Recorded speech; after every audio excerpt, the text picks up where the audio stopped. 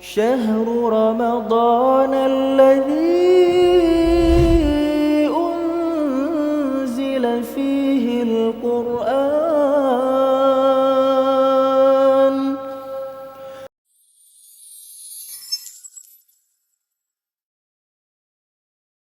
Assalamualaikum warahmatullahi wabarakatuh. Alhamdulillah, salatu wassalamu ala rasulillah wa ala alihi wa sahbihi wa man wala. Asyhadu an la ilaha illallah wa la syarikalah wa asyhadu anna muhammadan abduhu wa rasuluhu la nabiyya ba'dah.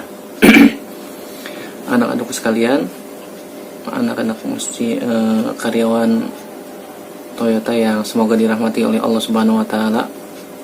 Alhamdulillah, pada kesempatan kali ini kita berjumpa kembali untuk membahas sebuah pembahasan yang sangat penting ketika kita berpuasa. Di antaranya adalah membaca Al-Quran atau tilawatul Quran. Nah, kita berpuasa atau tidak berpuasa dianjurkan untuk senantiasa membaca apa? Al-Quran. Di luar bulan Ramadan dianjurkan, terlebih lagi ketika di bulan Ramadan. Tentu saja pahala membaca Al-Quran pada bulan Ramadan dilipat gandakan oleh Allah Subhanahu wa ta'ala. Nah, sekarang anak-anakku sekalian sudah membaca berapa juz? 1 juz, 2 juz, 3 juz, 4 juz.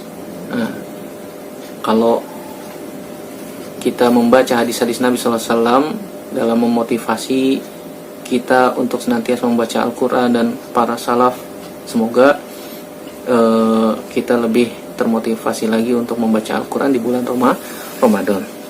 Ketahuilah anak-anakku sekalian yang semoga dirahmati oleh Allah Subhanahu wa taala, membaca Al-Quran itu ada dua jenis. Membaca Al-Quran itu ada dua jenis. Satu disebutnya tilawah hukmiyah. Apa itu tilawah hukmiyah? Tilawah hukmiyah artinya membaca Al-Quran dengan memahami apa yang dibaca dari ayat-ayat Al-Quran, difahami, kemudian dibaca tafsirnya, kemudian diambil hukumnya. Oh, hukum dari ayat ini berkaitan tentang apa? Dibaca semuanya dari tafsir-tafsiran para ulama tentang berkaitan ayat tersebut. Nah, ini namanya tilawah hukmiyah. Ketika kita sudah baca ayatnya, kemudian kita sudah baca artinya, kemudian kita baca tafsirannya sampai memahami betul konteks dari ayat tersebut, maksudnya apa, yang diinginkan oleh ayat tersebut apa, kemudian hukum-hukum yang berkaitan tentang ayat tersebut dibaca semua. Kemudian setelah mengetahui hukum-hukumnya, kemudian baru dia mengamalkan dari apa yang dibaca dari ayat tersebut. Ini namanya tilawah hukmiyah. Adapun tilawah lafzi yang kedua namanya tilawah lafziyah.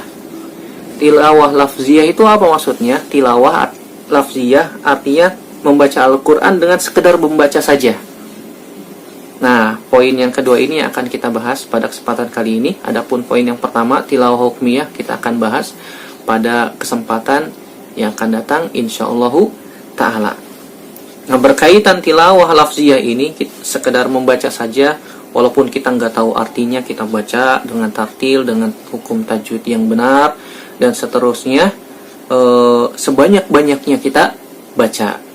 Sebanyak-banyaknya kita baca, yang banyak di dalam hadis-hadis Nabi SAW memberikan motivasi dalam membaca Al-Quran, khususnya dalam masalah tilawah lafziyah ini. Di antara hadis-hadis Nabi SAW yang memberikan motivasi agar kita senantiasa membaca Al-Quran adalah hadis Nabi yang diriwayatkan oleh Imam Bukhari dari Utsman bin Affan radhiyallahu taala anhu, bahwasanya Nabi SAW mengatakan, khairukum man ta'allama al-Qur'ana wa 'allamahu. Sebaik-baik kalian adalah yang ta'allama al-Qur'an, belajar Al-Qur'an, wa 'allamahu, kemudian dia mengajarkan Al-Qur'an tersebut. Nah, ini Nabi SAW mengatakan sebaik-baik kalian adalah orang-orang yang mempelajari Al-Quran, kemudian dia mengajarkan Al-Quran. Ini Nabi SAW memberikan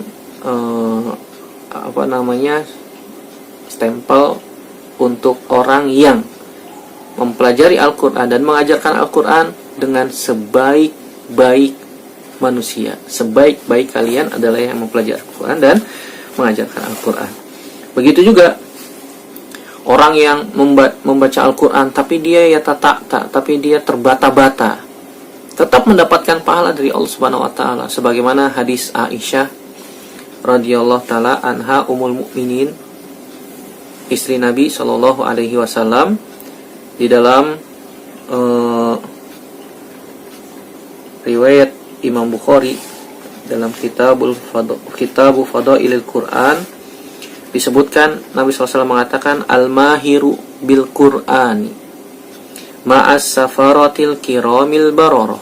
Orang yang mahir membaca Al-Quran bersama malaikat yang mulia. Wallazi yaqra'ul Qur'an wa yatata'u fihi wa huwa alaihi syakun lahu ajron. Kata Nabi SAW, dan orang yang membaca Al-Quran wa yatata'ta, dan dia terbata-bata, berat bagi dia membaca Al-Quran, maka dia mendapatkan 2 pahala, 2 ganjaran.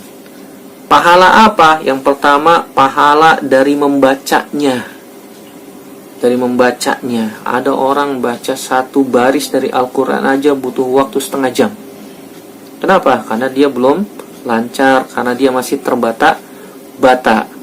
Maka dia membaca Al-Quran tersebut dapat pahala. Yang kedua, karena beratnya dia membaca, masyaqqah, karena ada masyaqqah, ada berat, ada kesulitan, itu dia diberikan pahala oleh Allah Subhanahu wa taala. Ini keutamaan yang besar anak-anakku sekalian yang semoga dirahmati oleh Allah Subhanahu wa taala ketika kita membaca Al-Quran.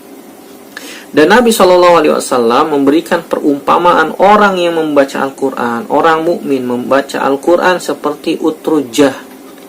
Buah utrujah itu aromanya wangi dan rasanya manis. Sebagaimana Nabi SAW katakan dalam hadis Abu Musa al-Asy'ari radhiyallahu ta'ala anhu, dalam Sahih Bukhari disebutkan, Nabi SAW bersabda, masalul mu'min alladzi yaqra'ul Qur'an masalul utrujah rihuha thayyibun wa ta'muha thayyibun. Kata Nabi SAW, perumpamaan seorang mukmin yang beriman dan dia membaca Al-Quran, maka perumpamaan seperti utrujah. Buah utrujah, aromanya wangi, harum, rasanya manis. Rasanya manis. Berbeda dengan orang mukmin yang tidak membaca Al-Quran. Kata Nabi SAW, masalul mu'min allazi la yaqra'ul Qur'an kama salit tamroh la rihalaha wa ta'muha hulwun. Kata Nabi SAW, perumpamaan orang yang beriman tapi dia tidak membaca Al-Quran seperti perumpamaan buah kurma. Rasanya manis tapi aromanya tidak ada. Begitu juga dalam Sahih Muslim dari sahabat Abu Umamah Al-Bahili radhiyallahu ta'ala anhu, Nabi SAW mengatakan, Iqra'ul Qur'an, bacalah Al-Quran, baca oleh kalian Al-Quran, baca. Fa innahu ya'ti yaumal qiyamati syafi'an li ashabihi, karena dia nanti pada hari kiamat akan datang sebagai pemberi syafaat. Sebagaimana kita pernah bahas pada pertemuan yang lalu, bahwasanya yang bisa memberikan syafaat diantaranya adalah puasa dan membaca Al-Quran. Dan Al-Quran bisa memberikan syafaat dengan izin dari Allah Subhanahu wa ta'ala, yang akan memberikan syafaat untuk orang-orang yang senantiasa membaca Al-Quran. Dan keutamaan yang disebutkan oleh Nabi SAW tentang orang yang membaca Al-Quran ini sangat banyak sekali. Sangat banyak sekali. Dan kita ketika membaca Al-Quran itu pahalanya per huruf. Bayangin, subhanallah. Bukan per ayat atau per kata, tidak, tapi per huruf. Jadi kalau kita membaca alif lam mim, berapa huruf? Alif lam mim, 3 huruf. Dan 1 huruf diberikan 10 kebaikan. 10 kebaikan. Apalagi kalau di bulan Ramadan, pahala dilipat gandakan. Makanya Nabi SAW katakan, la aqulu alif lam mim harfun, walakin alifun harfun, walamun harfun, wa mimun harfun. Aku tidak katakan alif lam mim itu satu huruf, kata Nabi SAW. Tapi alif itu satu huruf, lam itu satu huruf, mim itu satu huruf. Berarti kalau kita sudah membaca alif lam mim, berapa tuh pahalanya? 30. 3 kali 10, 3 huruf kali 10, 30. Kalau kita baca Bismillahirrahmanirrahim, berapa tuh hurufnya? 19 kali 10, 190. Subhanallah. Baru Bismillahirrahmanirrahim, baru alif lam mim, alif lam ro ha mim 2 huruf, nun 1 huruf. Kalau kita baca satu ayat, kalau kita baca satu halaman, kalau kita baca satu juz, nah hitung sendiri tuh hurufnya. Banyak Ustadz gitu. Banyak sekali, subhanallah. Ini pahala yang Allah Subhanahu wa taala siapkan untuk orang-orang yang membaca Al-Qur'an. Sebagaimana hadis Abdullah bin Mas'ud radhiyallahu taala anhu, Nabi SAW mengatakan, "Man qara'a harfan min kitabillah falahu bihi hasanah." Barang siapa yang membaca satu huruf di dalam Al-Qur'an, maka dia akan mendapatkan satu kebaikan, wal hasanatu bi asyri amsalihha, dan satu kebaikan dilipat gandakan menjadi 10 kebaikan. La aqulu alif lam mim harfun walakin alifun harfun wa lamun harfun wa mimun harfun, rawahu Tirmizi. Aku tidak mengatakan alif lam mim itu satu huruf, tapi alif itu satu huruf, lam itu satu huruf, dan mim satu huruf. Ini dia anak-anakku sekalian yang semoga dirahmati oleh Allah Subhanahu wa taala, berkaitan tentang keutamaan membaca Al-Qur'an yang sangat banyak. Apalagi terlebih lagi di bulan Ramadan. Para ulama salaf dahulu rahimahumullahu ta'ala jami'an, mereka senantiasa giat membaca Al-Quran di bulan Ramadan. Orang-orang salaf yang soleh terdahulu radhiyallahu ta'ala anhum pun demikian. Mereka senantiasa memperbanyak membaca Al-Quran di bulan Ramadan.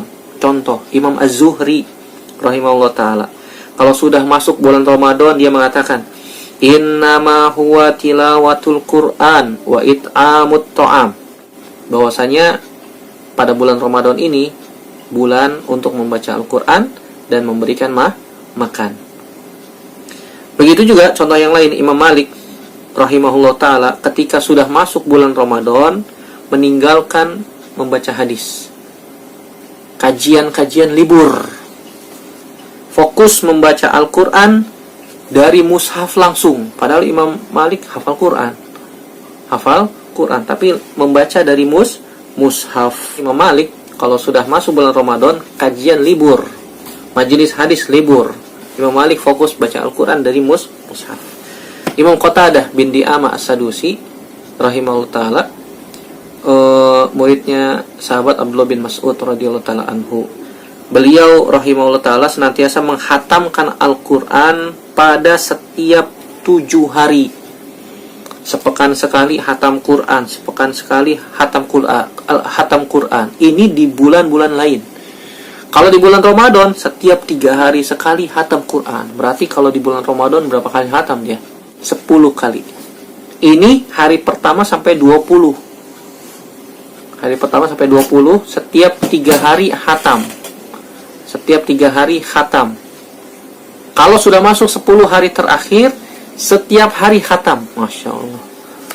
Berarti kalau 20 bagi 3 sekitar 6 kali atau 7 kali. Tambah 10, 17 kali di bulan Ramadan khatam Al-Quran. Imam Qatadah bin Di'amah As-Sadusi rahimahullahu ta'ala. Imam Ibrahim An-Nakhai kana rahimahullahu ta'ala yakhtimul Quran fi Ramadan fi kulli salasi layalin. Setiap di bulan Ramadan beliau menghatamkan Al-Quran setiap 3 hari sekali. Wa fil ashril awakhir fi kulli lailatain. Malam pertama hari pertama sampai hari 20 setiap 3 hari hatam. Tapi di 10 hari terakhir setiap 2 hari hatam. Berarti 6 tambah 5, 11 kali hatam di bulan Ramadan. Imam Ibrahim An-Nakhai. Ini saudaraku rahimanallahu wa iyyakum ajmain, anak-anakku sekalian, semoga dirahmati oleh Allah Subhanahu wa taala. Motivasi bagi kita untuk senantiasa membaca Al-Qur'an di bulan Ramadan. Para ulama salaf, teladan-teladan kita dahulu senantiasa memaksimalkan waktu mereka untuk membaca Al-Qur'an. Tidak ada waktu yang terlewat kecuali untuk membaca Al-Qur'an. Kalau kita baca dari mushaf Timur Tengah, mushaf Madinah, itu satu juz itu sekitar 10 lembar. Kalau kita targetkan satu hari membaca satu juz, nah kita targetkan sekali membaca 2 lembar, 2 lembar, 2 lembar, 5 kali selesai. Habis subuh baca 2 lembar, waktu duha baca 2 lembar, habis zuhur baca 2 lembar, habis asar baca 2 lembar, habis tarawih 2 lembar. Selesai satu juz. Kalau kita ingin membaca satu hari 2 juz, berarti sekali baca 4 lembar. Dan demikian seterusnya. Semoga Allah Subhanahu wa taala memberikan kemudahan bagi kita semua untuk bisa menghatamkan Al-Qur'an di bulan Ramadan berkali-kali, 1 kali, 2 kali, 3 kali, 4 kali dan seterusnya sampai Allah Subhanahu wa taala mewafatkan kita. Amin ya rabbal alamin. Dan semoga Allah Subhanahu wa taala juga menetapkan pahala bagi bacaan Al-Qur'an kita, dan semoga kita berjumpa kembali di surganya Allah Subhanahu wa taala. Amin ya rabbal alamin. Semoga bermanfaat. Demikian kita tutup pertemuan kita kali ini. Subhanakallahumma wa bihamdika asyhadu an la ilaha illa anta astaghfiruka wa atubu ilaik. Wassalamualaikum warahmatullahi wabarakatuh.